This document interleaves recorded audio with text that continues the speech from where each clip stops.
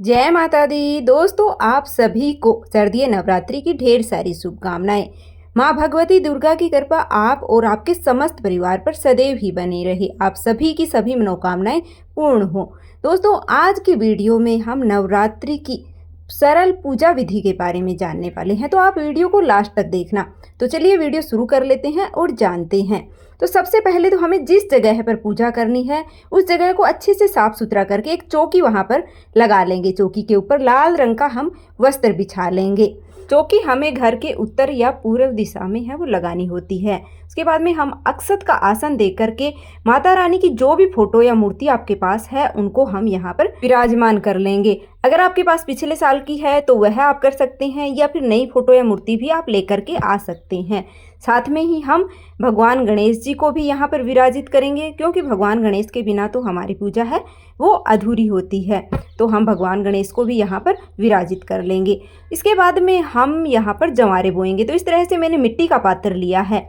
आप कोई भी मिट्टी का पात्र ले सकते हैं, या फिर आप जिस जगह पर चौकी लगा रहे हैं उस जगह पर नीचे भी आप मिट्टी है वो इकट्ठी करके वहाँ पर भी जवारे बो सकते हैं।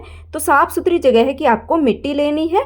ऐसे मिट्टी बारीक सी होनी चाहिए। उसके बाद में अगर आप जल्दी जौ उगाना चाहते हैं तो रात भर भीगे हुए जौ हैं वो आप डाल सकते हैं, नहीं तो फिर आप ऐसे सूखे जो भी हैं वो इनको थोड़ा सा डाल करके और फिर मिक्स कर देंगे। हम मिट्टी के अंदर मिक्स कर देंगे। फिर इसके ऊपर से हम थोड़ी सी मिट्टी है वो और डाल देंगे। भीगे हुए जो हैं वो जल्दी ही अंकुरित हो जाते हैं, तो हम एक रात पहले, जिस दिन नवरात्रि है उससे एक दिन पहले हम इनको भिगो करके रख देंगे।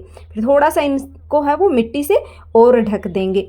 तो इस तरह से वो हमारे जो हैं वो बहुत ही जल्दी और बहुत ही मतलब अच्छे हैं, वो अंकुरित होते हैं, बहुत ही जल्दी हैं वो उग जाते हैं। फिर थोड़ा थोड़ा जल लेकर के हाथ में इस तरह से हमें इनको है वो जल से सींचना होता है। रोज़ हम ऐसा सींचते हैं, मतलब जब हम पूजा करते हैं तो थोड़ा थोड़ा जल है वो इसमें डाल देते हैं, जिससे बहुत ही जल्दी और बहुत ही अच्छे से हैं वो उग कर आते हैं। जिससे भी माता रानी की कृपा है वो प्राप्त होती है कि बहुत अच्छे उगते हैं, तो माता रानी की कृपा है वो हमारे ऊपर बनी रहती है। फिर इस तरह से हम सजा लेंगे, इनको तिलक कर देंगे, और या फिर स्वास्तिक है वो हम बना लेंगे। तो इस तरह से मैंने स्वास्तिक भी बना दिया है और ऊपर है वो कुमकुम से तिलक भी कर दिया है। तो इस तरह से हम कुंडा तैयार कर लेंगे। इसके अंदर हम जो है वो बो लेंगे। आप अगर जो नहीं बोते हैं तो फिर आप स्किप कर दीजिएगा, मतलब जवारे आप नहीं बोते हैं तो इस पार्ट को आप स्किप कर दीजिएगा। इसके बाद में हम कलश की स्थापना करते हैं। तो कलश की स्थापना है वो आप या तो देखिए जो जवारे हमने बोए हैं इसमें भी कर सकते हैं, या फिर अलग से भी आप चौकी के ऊपर, मैं यहाँ पर अष्टदल कमल बना करके थोड़े से मतलब चावल का ढेर लगा करके उससे अष्टदल कमल मैं यहाँ पर बना रही हूँ। और अष्टदल कमल बना करके और फिर हम इसके ऊपर कलश की स्थापना करेंगे। आपको अष्टदल कमल नहीं बनाना आता है तो कोई बात नहीं, आप थोड़ी सी एक मुट्ठी चावल की ढेरी लगा करके उसके ऊपर ही आप कलश की स्थापना कर लें। फिर मैंने यहाँ पर कलश ले लिया, आप तांबे पीतल या मिट्टी का कोई भी कलश ले सकते हैं। और फिर इसके बाद में हम इसको शुद्ध जल से भर लेंगे। शुद्ध जल से भर करके इसके अंदर ही हम थोड़ा सा गंगा जल डाल लेंगे और इसके कंठ पर हम मोली बांध देंगे और स्वास्तिक हम बना देंगे। तो मैंने यहाँ पर स्वास्तिक भी बना दिया है। और स्वास्तिक बना करके अगर आपको स्वास्तिक नहीं बनाना आता है तो कोई बात नहीं है, आप तिलक कर दीजिएगा। भगवान है वो श्रद्धा भावना के भूखे होते हैं, न कि दिखावे की। जो भी आपको आता है उस तरह से आप कर सकते हैं। तो मैंने यहाँ पर स्वास्तिक बना दिया है।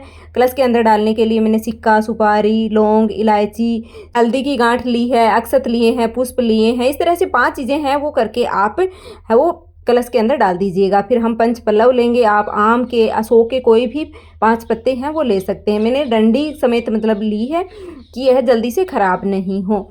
जब हम 9 दिन तक रखते हैं तो जल्दी से ख़राब नहीं हो, सूखते नहीं हैं फिर पत्ते।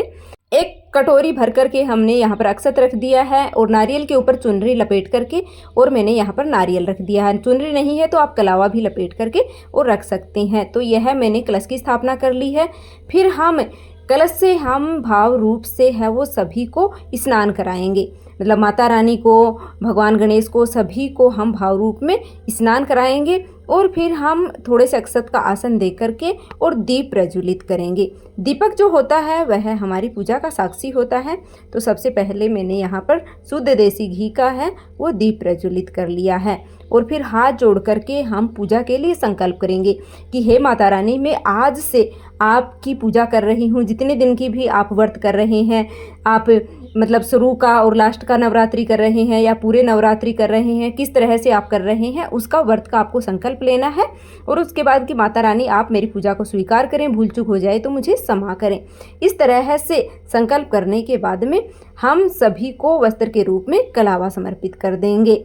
माता रानी को भी हम वस्त्र के रूप में कलावा समर्पित कर देंगे और माता रानी को हम चुनरी भी समर्पित करते हैं और भगवान गणेश को है वो जनेऊ समर्पित कर देंगे। अगर आपके पास जनेऊ नहीं है तो कोई बात नहीं है, आप कलावा ही समर्पित कर दीजिएगा। माता रानी को मैंने यहाँ पर चुनरी समर्पित की है। अगर आपके पास नहीं है, पिछले साल की है, तो वो आप है वो धो करके यूज में ले सकते हैं। नहीं है तो कोई बात नहीं, आप कलावा भी समर्पित कर सकते हैं। और कलश के कंठ पर हमने पहले से मौली बांध रखी है और जो नारियल है इसको भी हमने पहले से चुनरी है वो लपेट के रखी है। फिर हम माता रानी को भी तिलक कर देंगे। भगवान गणेश को हम कुमकुम से रोली से तिलक कर देंगे और जो दिया हमने प्रज्वलित किया उसको तिलक कर देंगे। और कलश पर हमने पहले से स्वास्तिक बना रखा, नारियल को सभी को हमने तिलक कर दिया है। और तिलक करने के बाद में हम सभी को मतलब अक्षत है वो समर्पित कर देंगे, पुष्प समर्पित कर देंगे। माता रानी को लाल गुड़हल के पुष्प हैं वो बहुत ही अधिक प्रिय होते हैं, तो लाल गुड़हल का पुष्प अगर आपको मिल जाता है तो वो समर्पित कर दीजिएगा। भगवान गणेश को मैंने पुष्प समर्पित कर दिया है। फूलों की माला भी आप यहाँ पर समर्पित कर सकते हैं। दिए को मैंने समर्पित कर दिया है पुष्प।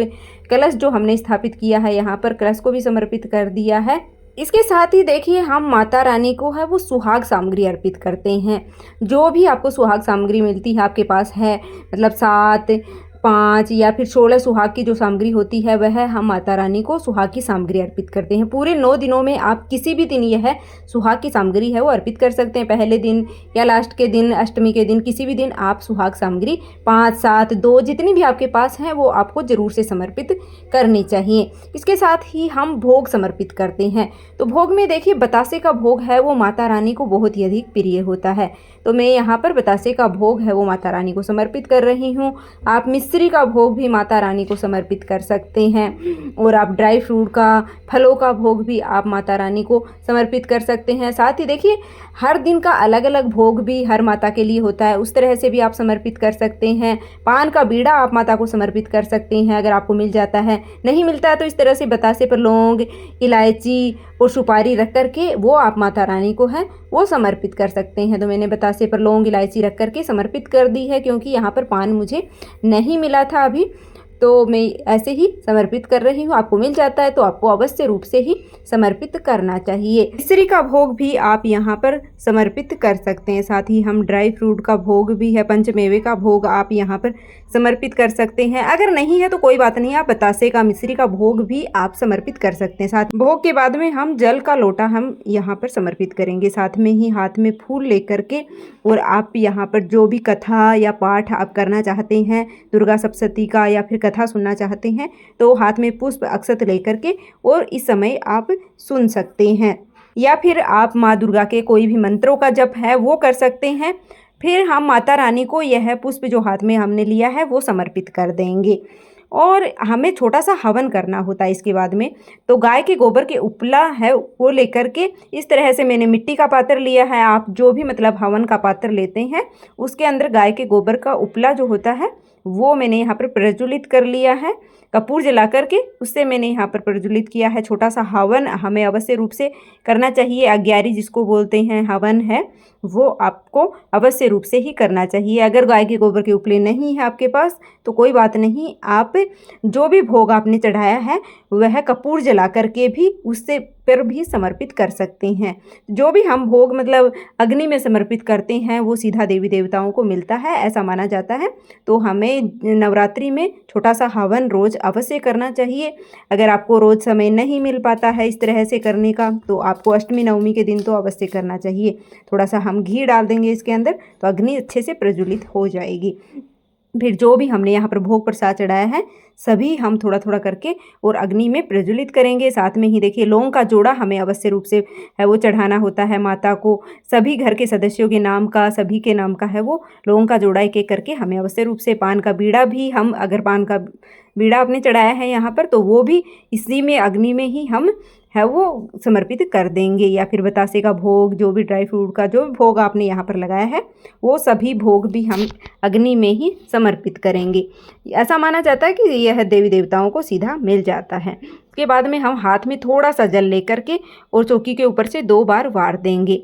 इस तरह से हमारी जो पूजा है वो पूर्ण हो जाती है। उसके बाद में हम दक्षिणा है वो समर्पित कर देंगे। तो दक्षिणा आप किसी भी दिन समर्पित कर सकते हैं। नवरात्रि के 9 दिनों में आप शुरू में, लास्ट में, जब भी आप करना चाहें उस दिन आप दक्षिणा अवश्य एक बार आपको अवश्य समर्पित करनी चाहिए। उसके बाद में हम धूप दिखाएंगे माता रानी को, यहाँ पर धूप दिखा करके और फिर हम आरती करेंगे। देखिए आप सरल तरीके से पूजन करना चाहते हैं बिना कलश के, बिना जवारे बोए हुए, तो उस तरह से भी आप कर सकते हैं। उसकी वीडियो भी आपको चैनल पर मिल जाएगी।